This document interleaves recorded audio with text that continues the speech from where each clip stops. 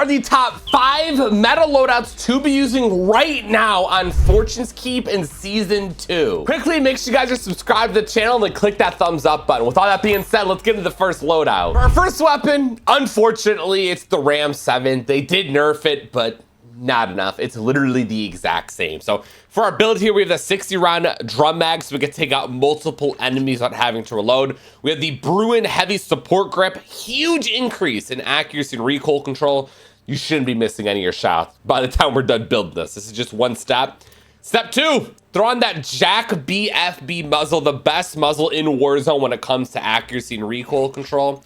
For our barrel, we have the Core Mark barrel, which is awesome because you get a huge increase once again in your recoil control. We get gun kick control, aiming, idle, sway, recoil control, and then it sprinkles in a little bit bullet velocity and range, which is great, especially after its recent nerf.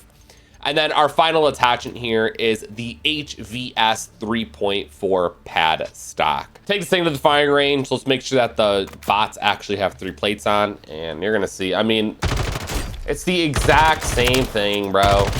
So yeah, they don't know how to nerf weapons, clearly. Our second weapon, we have the AMR9, which is actually the current meta SMG in Warzone. And get this, they left it alone. The thing wasn't even touched, which is ridiculous. So my first attachment I have on mine is a 50 round drum, so I can take out a lot more enemies without having to reload. Hundreds OD, the default like 30, so meet me in the middle at the 50. Our underbarrel, we have the Tctekk MSP98 hand stop. I love this a lot because I get a little bit of recoil control. I get gun kick control, vertical control, which is awesome. But I also get movement speed and aim walking speed. So I can be a lot more mobile and accurate at the same time with just one attachment.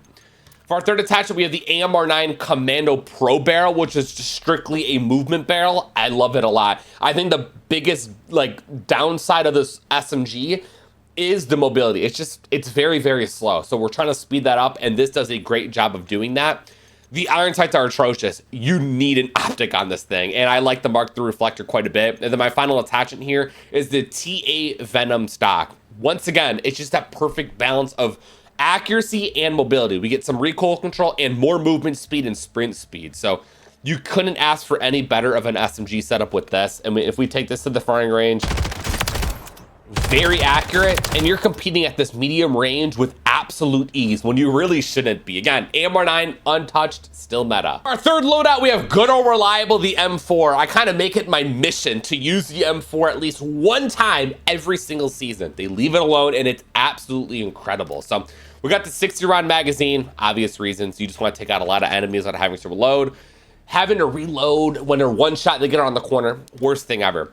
I then have the Bruin heavy support grip, best underbarrel for recoil control and accuracy for the long range weapons. For my muzzle, I took a little bit of a different route. I actually went ahead and threw on an MW2 attachment, and that would be the Harbinger D20. I'm off the radar, which is great. I get bullet velocity, so the weapon fires quicker, kills a little bit quicker, but I also get a little bit of firing, aim stability, and recoil control, which increases my overall accuracy and control of the weapon. Our barrel, we obviously have the high tower 20-inch barrel. If you're not using this on your M4, you're just simply not using the M4 correctly. And then my final attachment, I do the Corio's Eagle's Eye, which does look a little goofy on the M4, but it just works so well. Again, the thing's untouched. I think they buffed it last season too. It's just so viable. It's very easy to use. I love it a lot, man. You can see the thing just clearly doesn't move. Our fourth loadout, similar to the Ram 7, it was nerfed, just not enough. And especially on a map like Fortune's Keep, you're not gonna tell the difference. We got the 50 round drum, so we can take out a lot of enemies without having to reload. Kind of a necessity with the high fire rate it has. My next attachment is the PCS 90 assault grip. Yeah, we're gonna need this, and you're gonna see why when we get to the last attachment, so I ain't gonna explain it. You get a lot of recoil control, which you need. My underbarrel, I actually went ahead and did something different. I did the X10 Phantom 5 hand stop, and I love this a lot. You get a great mixture of mobility and recoil control. So you get vertical recoil control, gun kick control, awesome. But on top of that, your weapon's gonna be a lot more just quick with the sprint to fire and aim down sights increase you get, which I love. Muzzle, hear me out, it's a little crazy, and that would be the Jack BFB muzzle, which it's locked right here. It might be locked for you guys, but if you go further on to the left here, you're gonna see it's unlocked right here. So it's a little bit of a glitch, so you should have it unlocked. It's weird that I'm using this on SMG, but hear me out. you're gonna need this because my final attachment throws anything accuracy and recoil control related out the goddamn window with the no stock attachment. And I have to throw this on because look at this, bro. I mean, this is a mobility setup, and on a map like Fortune's Keep, son, you're gonna beat him. Now we could take out some targets too, right? Doesn't move whatsoever. This is really what you're only fighting. You're ridiculous if you're fighting this, but still. You're still landing shots with absolute ease with a no stock attachment. So again, my favorite SMG in the game, even though it was nerfed, you can't tell it a goddamn difference. And then our fifth and final loadout is the WSP-9, which, believe it or not, actually received a significant damage range increase. So it's a lot stronger and kills a little bit more quickly. So it's a lot more competitive and up there when it comes to meta SMG. So starting off, I have the 40-round magazine. I think 50's OD. You don't really need it because it does have a pretty good time to kill. So I stuck with the 40. I then threw on the L4R flash hider, which I get a huge increase in accuracy and recoil control. And all you do is lose out on a little bit of ADS, which you can't even tell. So I love that attachment a lot for that specifically. I then have the WSP Reckless 90 long barrel. Like I said, they did increase the damage range on it. So I kind of wanted to further that, make it even better beyond that. And I get bullet blasting range, so that helps out quite a bit. The iron sights are atrocious on this thing. Throw an opticon, slate reflector on the night or model optic, or you could do the Mark III reflector, which is what I did. And then my final attachment is the WSP Classics factory stock, which greatly increases your recoil control. It takes us to the firing range. You're going to see just how competitive this is when it comes to meta SMGs. I mean, it's very easy to use. The thing doesn't move whatsoever, and you have no problem competing at this medium range. And even at a long range like this, where you clearly shouldn't be fighting at it, it's still unbelievable. Why not? Let's add a sixth loadout to today's video. We have the SVA, which is quickly becoming my favorite long-range weapon in Warzone. So I throw on the 60-round magazine. It has a high fire rate, so you burn through ammo fairly quick. You're definitely gonna need it. I then throw on the Bruin Heavy Support Grip, at best underbarrel for the long-range weapons, like I stated earlier.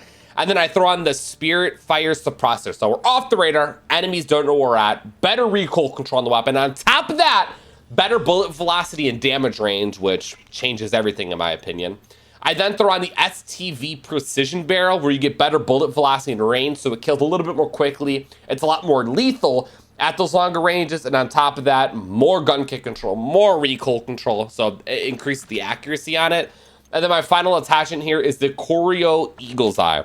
And then take this thing to the firing range really quick. I think I have we got 3 plates on still. There's 2 ways of using this exact build. You can do automatic like this, where, you know, it's obviously very, very good, very accurate, easy to use. Or press left on the D-pad, turn it to single tap. So now you got to tap the trigger every single time. And it's just as good and may be even better. Like, it's a lot more accurate and stable. And in a map like Fortune's Keep, son, I mean, this is just really, really good. It's up there with the Ram 7, especially after the nerf. So I definitely keep an eye out on the SVA 545. And there you have it, the 5 best loadouts to be using right now on Fortune's Keep after the Season 2 update. For the rest of my loadout, it stays the exact same. I got a stim, throwing knife, my perk package, Mountaineer, Double Time, Quick Fix, and High Alert. So there it is. I hope you guys enjoyed. That's going to wrap it up. I'll see you on the next one. You guys all stay safe. Have a great day, and I'm out. Peace.